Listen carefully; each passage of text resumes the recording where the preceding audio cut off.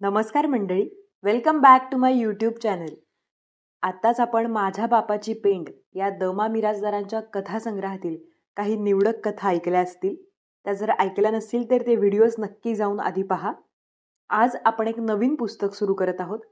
पुस्तकाचं नाव आहे गारवेल. हे पुस्तक आहे शंकर पाटलांचं.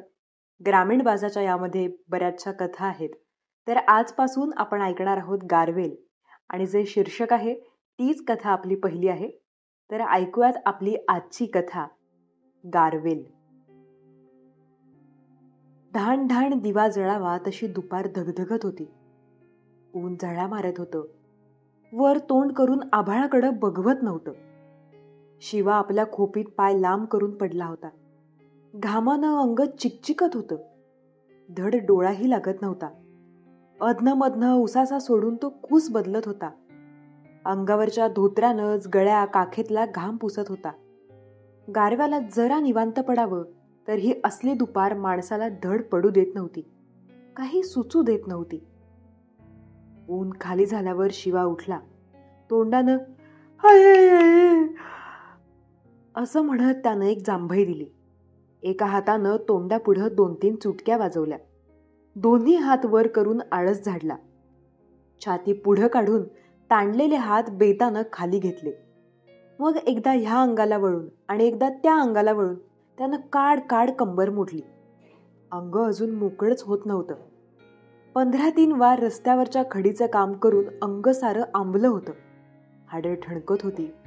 हाड आणि हाड पिचल्यागत झालं होतं. पायांचे तळवे टाकून दिलेल्या फाटक्या खेटरांगत दिसत होते. रस्त्यावरचं हे असलं ऊन खाऊन डोळे तळावले होते. कसपट गेल्यागत ते कचकचत होते.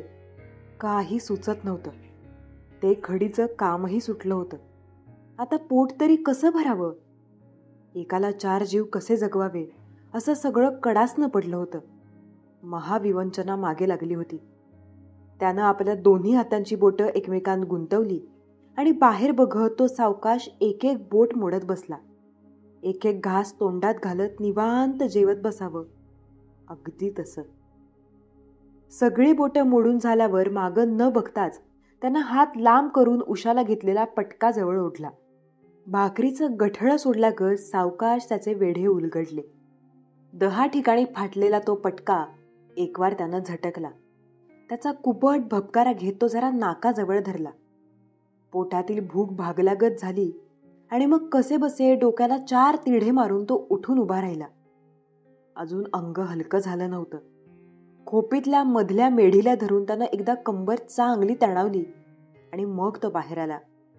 उगीच आपल्या धावेवर येऊन उभा राहिला. रानाकडेही बघवत नव्हतं. जागजागी धोंगडी पसरावीत तशी काळी रानं पसरली होती. पावसाची वाट बघत पडून होती. ठिकठिकाणी भडोळ्या दिसत होत्या. माणसानं तोंड पसरावं तशी रानानं आपली तोंड पसरली होती. वरच्या आभाळाकडे बघून पड र बाबा पड अशी म्हणत होती. पण बाबा काही कोसळत नव्हता. चौफेर नजर टाकली तरी कुठं हिरवळ म्हणून अशी दिसत नव्हती. बांधाच्या झाडांना नुसत्या फांद्या राहिल्या होत्या. पानं नव्हती. जी होती ती वाळून कडंग झाली होती. देठ तुटत नव्हता म्हणून राहिली होती. दुष्काळात सापडून होरपळणाऱ्या माणसांगतच त्यांनाही कळा आली होती. शिवाची नजर त्यानं लावलेल्या आपल्या बांधावरच्या झाडांकडे गेली. त्याला अगदी भडभडून आलं. किती मेहनतीनं त्यानं ती जगवली होती. मोटेचं पाणी तिकडं पोहोचत नव्हतं म्हणून कावडीनं पाणी नेऊन घातलं होतं. जनावरं शेंडा खातील म्हणून काट्याचं कुपाण केलं होतं. पाणी घालता यावं म्हणून कुपाणाला दार होतं. तोंडाला धोंडा लावून ते बंद करायचं आणि धोंडा काढून उघडायचं. मुलाला जपावं तशी जपणूक केलेली झाडं आता डोक्याच्या वर गेली होती. यंदा मोहोर येऊन आंबा लागला असता. पण ते नशिबात नव्हतं. आता ती जगतात का नाही कुणास ठाऊक. नुसते त्यांचे सापळे दिसत होते. खराटा उलटा करून ठेवावा तशी त्या झाडांना कळा आली होती. त्याला बघवेना झालं तसा तो हलला. गळ्याखालच्या दोन्ही हाडांच्या पेचक्यात एक बोट चोळून मळ काढत काढत तो विहिरीवर आला. उगच मोटवणाजवळ जाऊन खाली बघत उभा राहिला. काय होतं विहिरीत? पाण्याचा टिप्पूस नव्हता.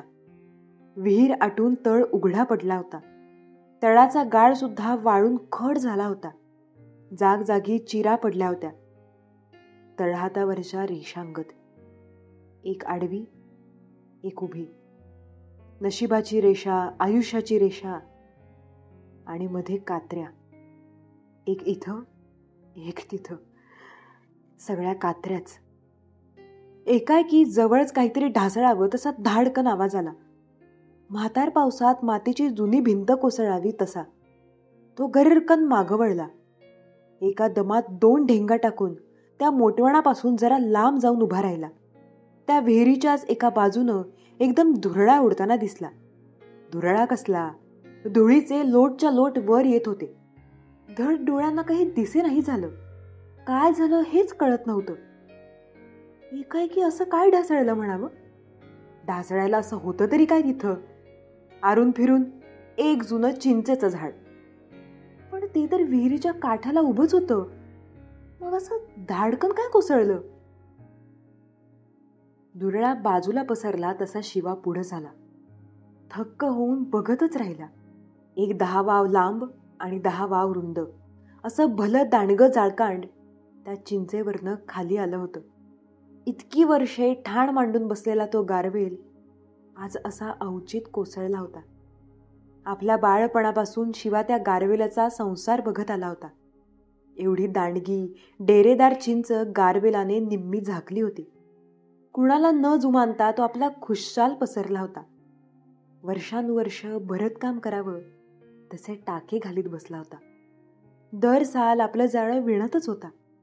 बघावं तिकडं सगळीकडं त्या झाडावर ती हिरवी वेलबुट्टी आणि फुलं दिसत होती. किती पावसाळे आणि किती उन्हाळे त्यानं पाहिले होते.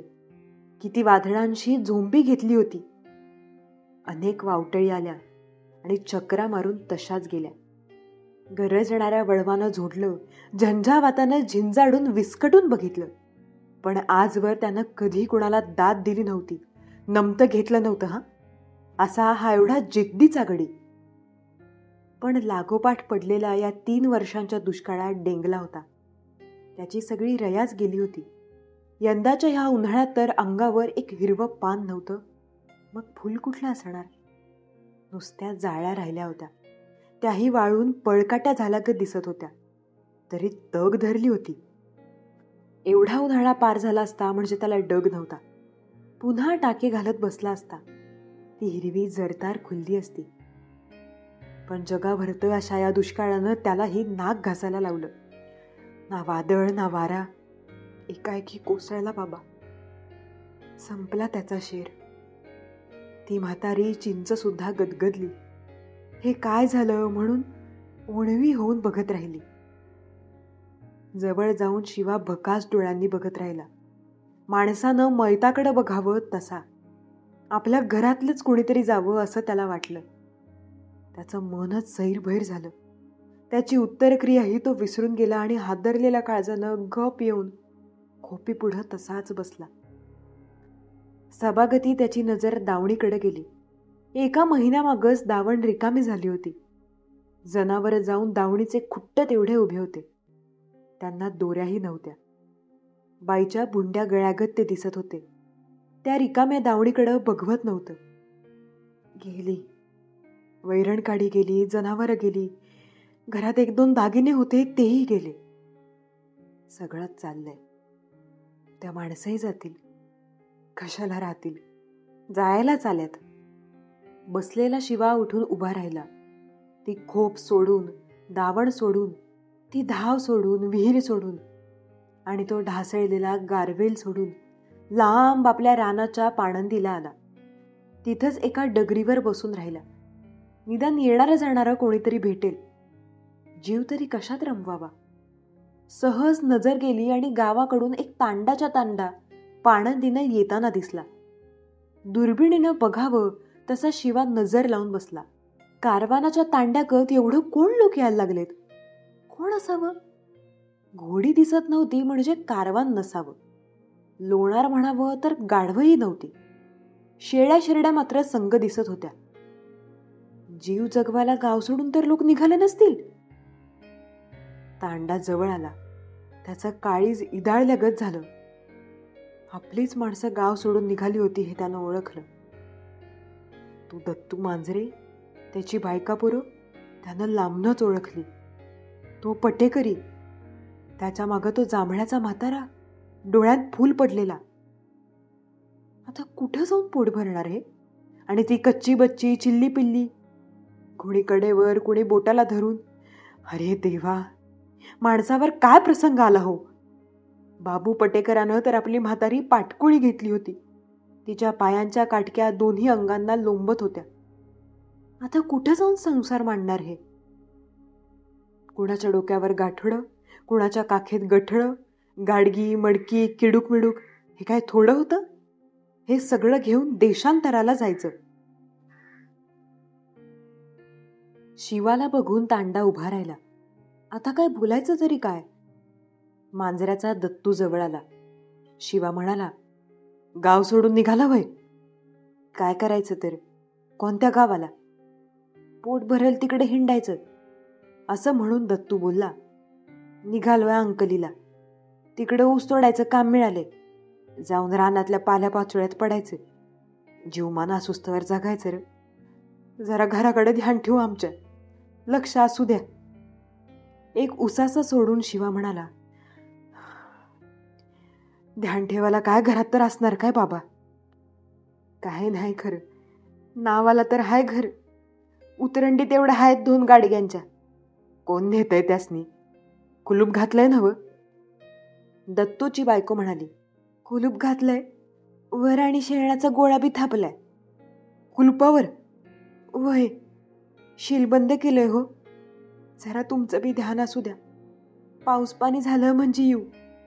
त्यावर जरा मागं बघा. जांभळाचा म्हातारा भकास डोळ्यांनी वर आभाळाकडे बघून म्हणाला, कशाचं पाऊस पाणी घेऊन बसली आज बाई. जरा डोळा गाळावा म्हटलं तर सासूरवाशिनीच्या डोळ्यात सुद्धा पाणी राहिलं नाही. बघा हे आभाळ, नुसतं पांढरं घोट. देवानं आपली सगळी धोत्र धुवून वाळत घातल्या. तो काय कुठं काळा ठिपका डाग हाय का एक? एवढ्यात म्हातारीला पाटकुळी घेऊन उभा राहिलेला बाबू पटेकरी जवळ येत म्हणाला, शिवा, बाबा जरा जवळ ये, म्हातारी काय म्हणती बघ. शिवा उठून जवळ जात म्हणाला, काय आजी? 2 शब्द पटकन बोलायलाही तिच्या अंगात ताकद राहिलेली नव्हती. बोलायच्या आधी तिनं आपलं कपाळ भुवया वर चढवल्या, एक घुटका गिळल्यागत केला आणि मान हलवत कसं बसं म्हणाली, तारा लय दिसात भेटली नाही र. आम्ही खडीच्या कामावर जात होतो.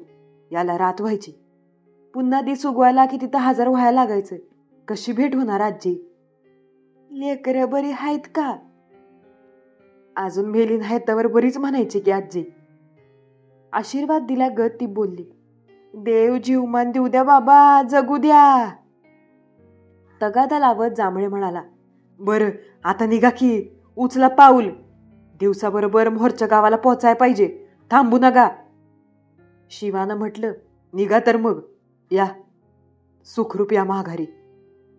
आपल्या सुरकुतलेल्या हातांची 5 बोटं पसरून म्हातारी बोलली, आता कुणी बघितलंय येतो का तिकडच कुठं परमुलकात? ताराला तेवढं सांग बाबा आम्ही गेलो म्हणून. भाकरीचं पीठ 1-3-4 घेतलं होतं. जीवमान राहायला आलो माघारी तर दिन म्हणावं. आजी, कोण माग लागलंय वे तुझ्या दे म्हणून? ते काय नाही खरं. तुम्ही जगून वाचून माघारी आला म्हणजे त्यात सगळं आलं बघा. या लवकर माघारी या. जांभळाचा म्हातारा पुन्हा तगादा लावत म्हणाला, आता निघा की लवकर, दिवसाबरोबर जाऊ, उचला पाऊल. तांडा हल्ला. दत्तू तेवढा जरा मागं रेंगाळला. दोघं एका तालमीत खेळलेले. त्या दोघांनी एकेकाळी आजूबाजूचे फड गाजवले होते, मैदानं मारली होती. दर शनिवारी एकमेकांना मालिश केलं होतं. पावशेर पावशेर तेल आटवायचं. आज त्याच्यावर ही पाळी आली होती. काय बोलावं हे कळत नव्हतं आणि त्याचा पाय निघत नव्हता. शिवाच म्हणाला, बाकी काय म्हणा, काळीच घट आहे तुमचं. एक सुस्कारा सोडून दत्तू बोलला, कशाचं घट, हिता असं उपाशी मारायचं ते पोट भराय निघालं झालं. गाव काय सुखासुखी सोडतोय भय. मज काळीच तुटते. पर करायचं काय? काही इलाजच चालना झालाय नव्ह. पुन्हा जांभळ्यानं हळी दिली तसा तो जागचा हल्ला. शिवाही जरा पुढं होऊन सगळ्यांना हात करून म्हणाला, बरं या या, लवकर या. टपाल फिपाल ते घाला. खुशाली कळवत चला. काही अंतर गेल्यावर एकाएकी थपकून माग बघत दत्तून विचारलं, शिवादा गारवेल र? शेर संपला दत्तूबा त्याचा. ढासळला आज. खोळ्या कावऱ्या गत लोक त्या चिंचेकडं थोडा वेळ बघत राहिले. कोणी काही उद्गारलं, कोणी काही, कोणी काही. आणि थोडा वेळ थांबून तो तांडा पुढं निघाला. शिवा मात्र जागचा हल्ला नाही. तिथंच बघत उभा राहिला. तांडा लांब गेला. लांब जाऊन दिसेनासा झाला. आपलं गाव, घरदार, गणगोतावळ हे सगळं सोडून झाडाझुडपात गडप होऊन गेला. शिवाला एकाएकी घरची आठवण आली. सकाळी 3-3दा बायकोनं बजावलं होतं, आज सांच्याला काय सुधीक नाही. कशा तरी 8 दिवस घुगऱ्या शिजवल्या. परास ते बी काही नाही बघा. काहीतरी उलाढाल करून मिळल ते घेऊन या. आपण एक पाणी पिऊन तसंच निजू की. अहो पर पोरासनी पोटाला काय आधार न ग. आता उलाढाल तरी काय करावी. डोळ्यांपुढं कोणतं साधनच दिसेना. 1-2 घरं होती, पण त्यांच्याकडं जायला आता तोंड नव्हतं. सतरांदा त्यांना तरी कसं मागायचं आणि त्यांनी तरी कुणाकुणाला म्हणून द्यायचं. ज्यांच्याकडे जावं असा कोणता ठिकाणच दिसत नव्हता. त्याला एकाएकी मिठारी अण्णांची आठवण झाली. विचारून बघावं. फार झालं तर काय नाही म्हणतील, बघावं तरी जाऊन. एकाएकी त्याच्या पावलांत बळ आलं. तो जागचा हल्ला आणि तडक गावाकडे निघाला. आज चूल बंद आहे म्हटल्यावर नाही म्हणायचं नाहीत. रगड राबलोय त्यांच्यात. वाटेल ती कामं त्यांची केल्यात. पाणंद मागं पडली. गाव आलं. झपाट्यानं शिवा वेशीपर्यंत आला. वेस ओलांडली. देवळापासूनच बाजूच्या एका गल्लीत शिरला. मिठारी अण्णांचा वाडा जवळ आला आणि चाल मंदावली. काळीच कच खाऊ लागलं. किती वेळा आपण तरी त्यांच्या दारात जायचं. असला शांत तर बरं, नाहीतर कुत्र हाकललगत दारातनच हाकलायचा. पण आज चूलच बंद आहे तर करायचं तरी काय. घट काळीच करून जायचं. दबकत दबकत शिवा वाड्यात शिरला. आज वाडा गजबजलेला दिसत होता. मिठारी अण्णा ढेलजेवर तक्क्याला टेकून बसले होते. भोवतीभर पोरांचा गोताळा जमा झाला होता. नातवंड सुट्टीला आलेली दिसत होती. त्यांची हुक्केरीची लेक पोरं घेऊन आली असावी. ढिगानं खेळणी जिकडं तिकडं पसरली होती. लाकडी, रबरी, रंगीबेरंगी. काय कशाला ददात नव्हती. खऱ्या बाहुलीगत दिसणाऱ्या लालचुटूक ओठांच्या गोऱ्यापान 2 पोरी आणि गुटगुटीत अंगाची 3 पोरं अण्णांभोवती गोळा झाली होती. अण्णा त्या सगळ्यांना पानांचे विडे करून देत होते. शिवा पाय न वाजवता जवळ गेला. वर ढेलजेवर न जाता खाली पायरीवरच मूठ टेकवून बसला. अण्णांची नजर वळण्याची वाट बघत राहिला. त्यांनी एकदा शिवाला बघितलं, पण बघूनही न बघितल्यागत केलं आणि तिकडं लक्ष न देता ते मुलांत गर्क झाले. पानांचे देठ खूड, शिरा काढ, कुणाला वेलदोडं दे, कुणाला जायपत्री. शिवा आपला बघत बसून राहिला.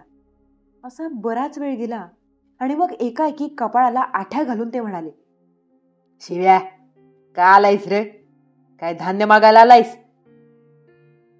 धाडकन त्यांनीच असं विचारलं. आता घुटमळायचं काही कारणच नव्हतं. नुसतं होय म्हणायचं होतं. पण चटकन त्याच्या तोंडातनं तेवढाही एक शब्द बाहेर आला नाही. पटक्यात हात घालून कानाजवळ खाजवत तो कसा बसा बोलला, वय अण्णा. वय का? असं म्हणून अण्णा बोलले, असं कितीदा मागून नेणार रे? मान खाली घालून तोंडातल्या तोंडात तो बोलला, अण्णा आज एवढी नड भागवा. आज 4 रोज झालं घरात चूल पेटली नाही बघा. जरा पाझर फुटावा म्हणून तो असं बोलला, पण अण्णांचा आवाज एकाएकीच चढला, अरे ही तर असं उपाशी मारण्यापरीस आणि रोज आमच्या सारख्याला असं ताप देण्यापरीस जावा की पोट भरायला कुठं तरी. अरे वाटेल तेवढ्या गिरण्या आहेत. कारखाने आहेत. नुसती ठेसनावर हमाली केली तरी पोट भरल. काय तोटा पडलाय का कामाला? कशी चूल पेटत नाही ह्यांची. शिवाला हेटावलगत झालं. आपल्या पायाच्या धुरीवर बोट चोळत तो म्हणाला, अखेर शेवटाला हायच की हो मग ते. अरे शेवटला आणि अखेरला का? वर बघत तो म्हणाला, अण्णा घरदार ते सगळं सोडून एकदम जायचं तरी कसं? अण्णा खवळून म्हणाले, सोडून म्हणायला काय हाय रे इथं? हा? अरे कुठे तुझी एवढी इस्टेट बोंबलायला लागली आहे? एक घर आणि ते टीचभर रान नव, ते काय कुठे पळून जातंय भय? तो उदासपणे बोलला, ते काय नाही खरं. मग कशा जीव गुतलाय? मन धाजाय नको. मन असं म्हणून अण्णा ख्यास मारत म्हणाले, काय लेका जहागीरदार लागून गेलास काय तू? तुला रा कशाला पाहिजे एवढं मन आणि फिन? गप पोट भरेल तिकडे जायचं नाही वय. मन आता ह्या मनाच्या मी. असं म्हणून त्यांनी एक खडा सवाल टाकला. मी चिठ्ठी देऊन तुला त्या खडीच्या कामाला लावलं, का सोडलं रे ते काम? लगे माजला वय. हा? पायाच्या टाचेजवळचं मेलेलं कातडं सोलत तो बोलला, ते न सांगण्यासारखं हाय अण्णा. काय न सांगण्यासारखं? आतून उंबळून आल्यागत तो एकदम म्हणाला, या पावसानं गरीब केला आम्हाला. नाहीतर कोण असलं खपून घेणार आणि सण तरी कोण करणार? तू उठच आता, सुट हित ना. त्या मुकादमाबद्दल बोलतोय अण्णा मी. तू उठ बघू आधी, काय सांगू नका मला. उठ चल. अहो ऐका तर अण्णा. अहो पगार वाटताना हात धरायचा. आम्ही गरीब पडलो म्हणून काय झालं? आम्हाला लाज आबरून आहे का काय? असं म्हणून त्यानं आपला एक हात काळजावर ठेवला आणि कळवळून बोलला, अण्णा इथं भोक पडली माझ्या भोक. तुमच्या नात्यातला म्हणून गप बसलो. वही का? अरे उठ ना आता, उठ चल. ऐकून घेतलं एवढं रगड झालं. आणि काय तुझ्या काळजाला भोक पडली असतील रे? तर लिपत जा, बस जा घरात. आमच्याकडे हुक्केरीचं पाहुणं ते आल्यात. अरे लेक आली माझी, नातवंड गोळा झाल्यात. त्यांच्या संग ते काय बोलू का तुझ्या बरोबर हुज्जत घालत बसू इथं? उठ तो खरं. मग अजून बसलायस का? हान गाडी आणि माझ्या दारात येऊ नको पुण्यांदा. शिवा एडबडला. एकदम एक घाव आणि दोन तुकडं म्हटल्यावर त्यालाही चटका बसला. त्यांच्या तोंडाकडे बघत तो म्हणाला, पुन्हा येऊ नका. एक बोट वर करून ते बोलले, वय नको याच नाही. म्हणजे माझं खोटं वाटतं होय? गप चालतं व्हायचं चल. म्हणजे तुमच्या पाहुण्याला काहीतरी भरिवल्याला दिसतंय. तू सूट आधी, बोलायचं नाही. हान गाडी जा. असं म्हणून चुटक्या वाजवत त्यांनी दरवाजाकडे हात केला आणि एक उसाचा टाकून शिवा मुकाट्यानं निघाला. एक एक पाऊल उचलत त्यानं चौक ओलांडला. दरवाजाजवळ आला. मघापर्यंत गप्प होती ती पोरं एकदम हसली. पण मागं न बघता तो तिथनं बाहेर पडला. रस्त्यावर येऊन उभा राहिला. दुपारी अवचित ढासळलेल्या त्या गारवेलाची त्याला आठवण झाली. आजवरचे सगळे लागेबांधे संपले. धाडकन ते जाळकाण पडावं तसं झालं. किती लग्नकार्य या वाड्यात झाली. किती मांडवं घातलं. यांचा मांडव घाला, राध्यान कावडीनं पाणी आणा, हौदच्या हौद पाण्याने भरा, पंक्ती वाढा, उष्ट्या पत्रावळी काढा, झाडावर चढून आंब्याच्या डहाळ्या आणा, वरनं पडून हातपाय मोडून घ्या. काय थोडं थोडकं केलं? मी राबलो, बायको राबली. चटणी कांडा, दळण दळा, हाताला फोडं आलं. यांच्या पोरांनी हागलं मुतलेलं सुद्धा काढलं. आणि किती करायचं? आणि वर पुन्हा येऊ नका. नाही चालतं व्हायचं. बर बाबा राहू द्या. कोण येतंय? संपलं सगळं, तुटलं. शिवा त्या गल्लीतनं पेठेत आला. आता जावं तरी कुठं? कुणाकडे जायला मन ठिकाणावर नव्हतं. घराकडं जाऊन तरी काय सुख होतं?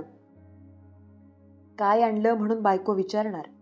भकाळ पोटांची पोरं आशेनं गोळा होणार. शिवा तिथं पेठेतच शाळेच्या पायरीवर बसला.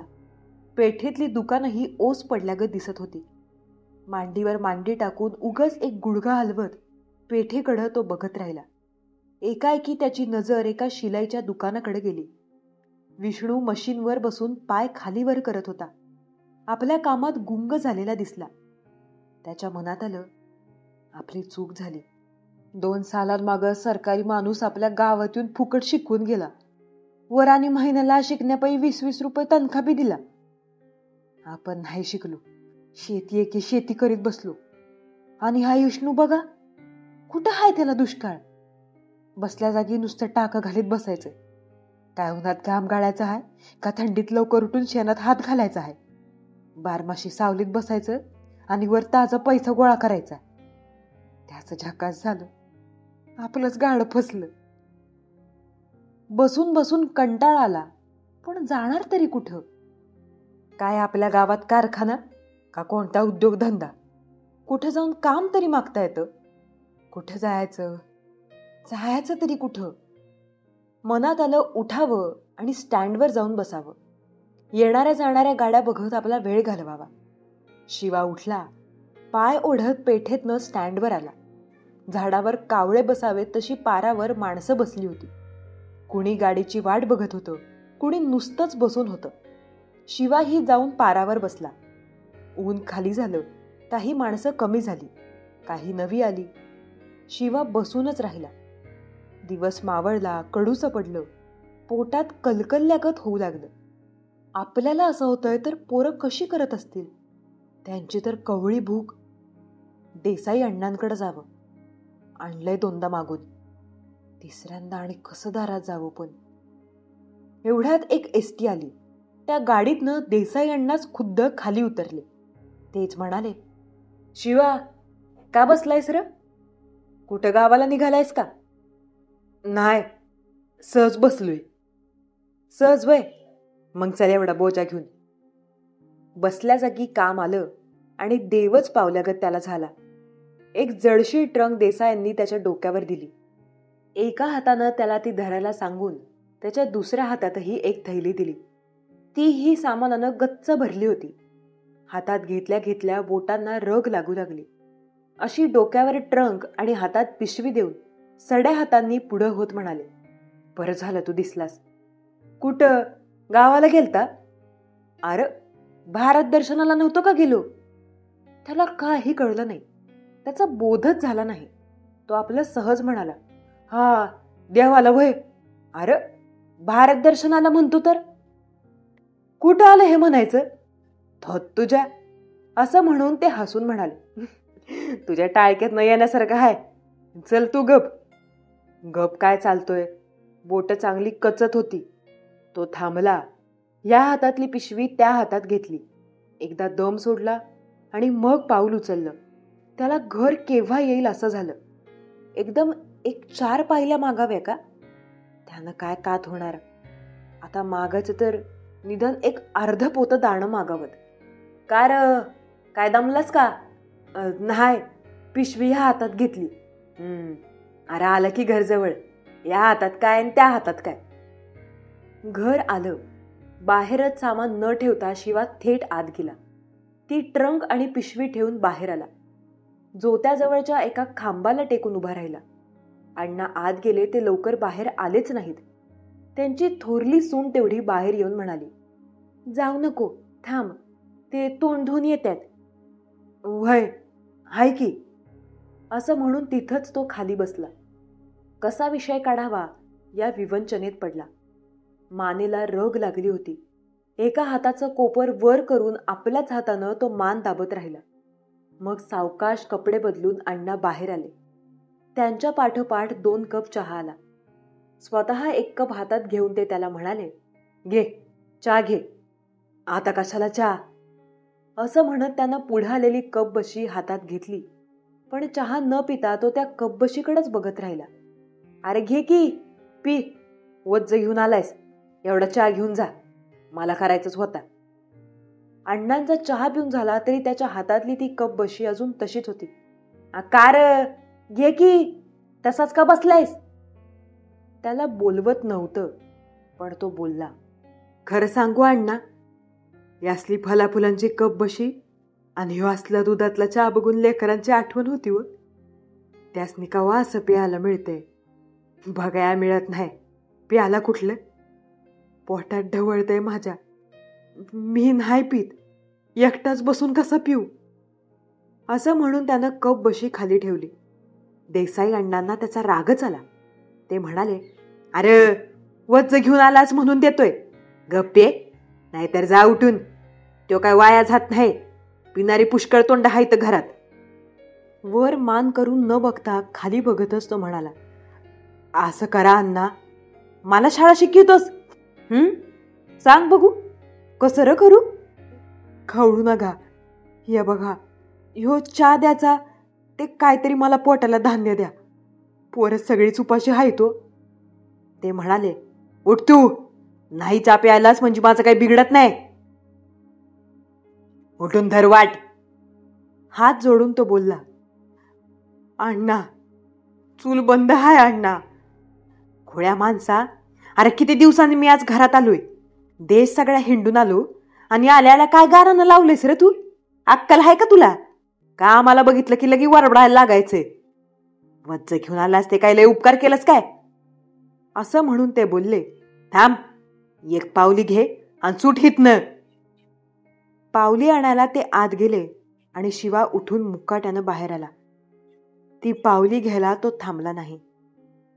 बक्कळ रात झाल्यावर तो आपल्या घराकडे आला. दार उघडं ठेवूनच तारा सोप्याला वाट बघत बसली होती. घरात दिवाही नव्हता. उघड्या दारातनं चांदणं जरा आत आलं होतं. तेवढाच काय तो उजेड घरात होता. त्यानं आत पाऊल ठेवल्या ठेवल्या ती म्हणाली, अहो हे कसलं येणं म्हणायचं तुमचं?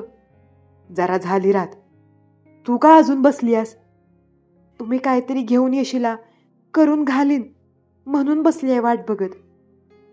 तो काही बोलला नाही. एक चूळ भरून जरा पाणी तेवढं प्यायला आणि वाकर टाकून न बोलता आडवा झाला. तारा बसल्या जागी तशीच बसून राहिली.